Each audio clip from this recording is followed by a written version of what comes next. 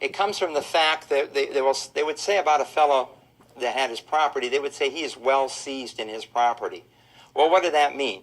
That meant that he had a castle, he had a moat around the castle, he had a door on the castle, he could put the door up, fill the moat full of alligators, and nobody could get in.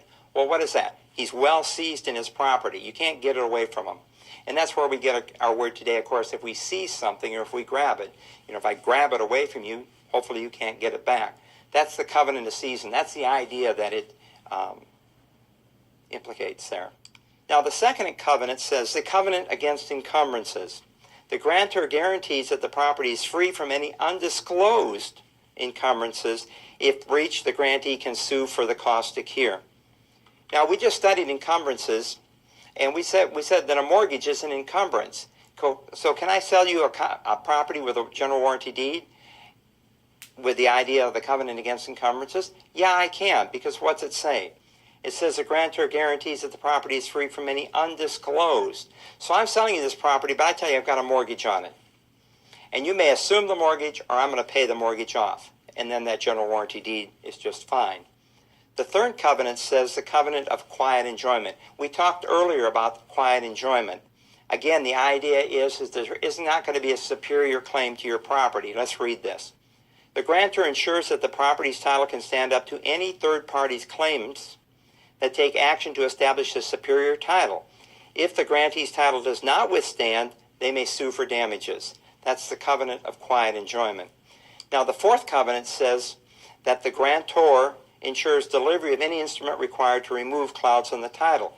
It's the covenant of further assurance. And it not only says that the grantor does that, but the grantor's heirs. Because if you read the deed, it says the grantor and his heirs will sign any document that's required to remove any clouds on the title. That's the covenant of further assurance. And finally, there's the covenant of warranty forever. It guarantees quality of title against any future failure. If title does indeed fail, grantor or his heirs are liable. And so if you get a general warranty deed, or if you give somebody a general warranty deed, it not only implicates you as the grantor, but it implicates all your heirs. Well, that would be pretty tough, wouldn't it, in today's society? So what we do here, of course, today in the United States is we issue title insurance. And title insurance takes care of these covenants for us and puts us in pretty good shape. Now, that's a general warranty deed. Next, we want to move to a special warranty. Remember, the general warranty deed has 5 covenants. The special warranty deed is only going to have 1 covenant to it. And it says, grantor only warrants the title to the property during the time of the grantor's ownership. Well, what's he saying here? He's saying that I did not goof the title up while I owned the property. And that's what I'm going to warrant. If I got bad title to the property initially, I didn't do anything bad, or is that a word? I didn't do anything to the title while I owned it, and so I'm going to give you bad title to it when I sell it to you. Or, conversely, if I got good title, I didn't do anything to goof the title up, so when I pass it on, you're going to get good title of the property. That's the special warranty deed. Now, are you going to want to take a special warranty deed, or are you going to tell your clients, your buyers and customers and clients to do that? As long as they get title insurance, they should be in good shape. You're going to see special warranty deeds in foreclosed property. You're also going to see that in sales where the relocation company has taken title of the property, or you could see it used in estate sales. Very common in those 3 areas.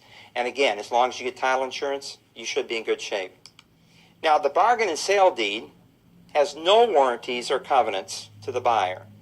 So we started with the general warranty deed, 5 covenants. We went to the special warranty deed, 1 covenant.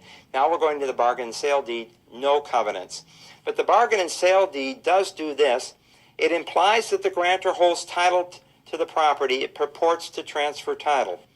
If I give you a bargain and sale deed to my property, at least I'm saying I own the property. I'm implying that.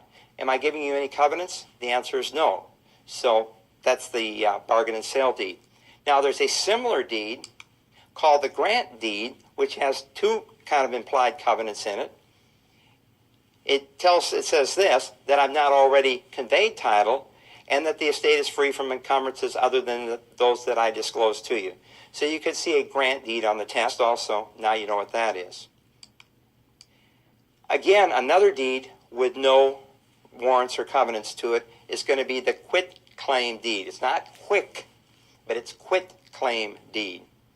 And typically what we're going to use a quitclaim deed for is going to transfer any interest I have in the property, and I can use a quitclaim deed to do that.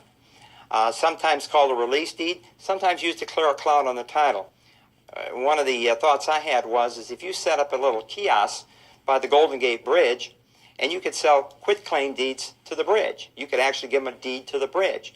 Now, would that be legal? Yeah, because what am I going to deed to you? All the interest I have in the Golden Gate Bridge, which is what? 0. Now, I don't think the county's going to like recording all those, but it's no worse an idea than naming the stars, is it? Now, the original document that transfers property from a government or municipality to private ownership, in other words, from public ownership to private ownership, is going to be the land patent. And that's the original transfer of title to land from the state to an individual. So later on, we're going to look at a chain of title. And when you study the chain of title, the first link in the chain is always going to be the land patent. One Spanish deed holder put it like this, and I got a kick out of this, so I reproduced it for you. I have traced the land title back to the King of Spain, who got it by right of discovery and conquest. And since he ruled by divine right, that takes it back to God Almighty himself, and that is as far as I can go. So there's an original patent for you, isn't there? Now, when we transfer property by an operation of law, we're going to look at these 8 things here. For example, if your property gets foreclosed, well, that's an operation of law. In other words, you're not voluntarily giving up your property. It's being taken away from you. If your property is taken away from you from a bankruptcy to divide your assets up to pay your bills, again, operation of law. A quiet title action could do that. Now, in a quiet title action, what we're talking about there is that we think that, we'll say you, for example, have a particular interest in this property, but we can't find you. And so we're going to file what's called a suit to quiet title. We're probably going to publish in a newspaper where we last knew you were. You know, you need to show up or we're going to take your property away from you. And then most of the time those individuals don't show up, and so the court will actually create a document that takes them out of the loop, so to speak, takes them out of the chain of title. That's a suit to quiet title or a quiet title action. You could have your property transferred by a partition action. A partition where the court comes in and actually physically divides up the land. You could have an execution sale where your property was sold for payment of a judgment. You could lose your property through escheat. Now, the idea behind escheat is this, is that if you die without a will and you have no, what the law calls competent heirs, meaning you don't have any heirs, we can't find anybody that should inherit that property from you, after a certain period of time, that property will escheat to the state in which that property resides. And so what it does, it solves the problem of ownerless land. So you don't have any land just sitting around that nobody owns. Somebody owns everything. The idea behind eminent domain is that they're going to take private property for public good. And there's been a big uproar about that over in previous years here. But a lot of states have really restored the idea of eminent domain, taking private property for public good. We were in a situation in some states where you can take private property for private good. In other words, if a developer wants your house, he can basically petition the city to take it away from you, and you give it to the developer, and then he puts a shopping center there. The city says that they're increasing their tax base that way. But the idea behind eminent domain originally was private property for public good. I'm sorry, we got to take your house, we've got to put a road through here, or this is just exactly where we have to build the hospital or the school. That's the idea behind eminent domain. Now, your property is not supposed to be taken without just compensation paid to you. And that's, of course, where the debate comes in. How much is just compensation? And, of course, the municipality always thinks that it's less than the homeowner or the property owner thinks that it is. The process there, if you refuse to sell, is called condemnation. So condemnation is actually the process by which we take your property under the idea of eminent domain. And so the city will come in and condemn your property, not because it's run down, but because you refused to sell it to them for the highway or whatever they wanted to put there, and so they will take your property away from you. Now, you still get paid, probably not as much as you wanted to be paid, but you lose the property anyway. Well,